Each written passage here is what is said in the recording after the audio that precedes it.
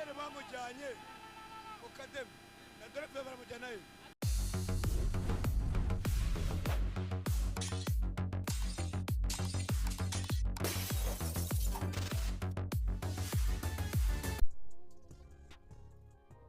Muraho neza mwese mwakoze subscribe kuri KGD TV Rwanda, ndizera ko mumeze neza. Shampiyona y'u Rwanda yarakomeje muri iyi weekend wa gatanu. Ikipe ya Rayon Sport yari yatsinze ikipe ya Polisi igitego kimwe ku busa, igitego cyatsinzwe na Tambwe Grual. Hanyuma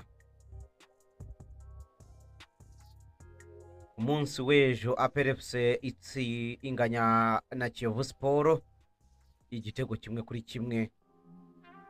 Kiyovu yabanje igitego hanyuma APRFC isa ikishyura. Reka tubanze turebe ibyishimo by'abafana ba Rayon Sport, hanyuma tuze kugaruka mu kanya tugerageza kureba ese aba APRFC bo bimeze bite.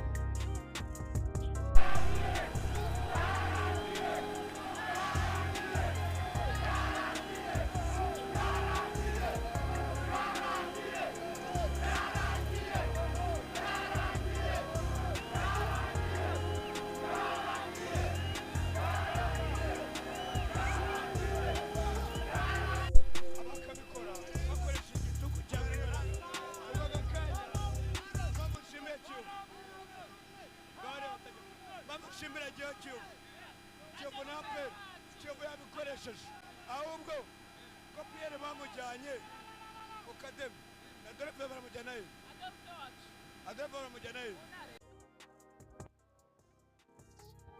Hanyuma nyuma y'abafana ba Rayon Sport bishimiye igitego cyabo n'ubuyobozi bwa Rayon Sport, ukabona rwose kabisa barishimye.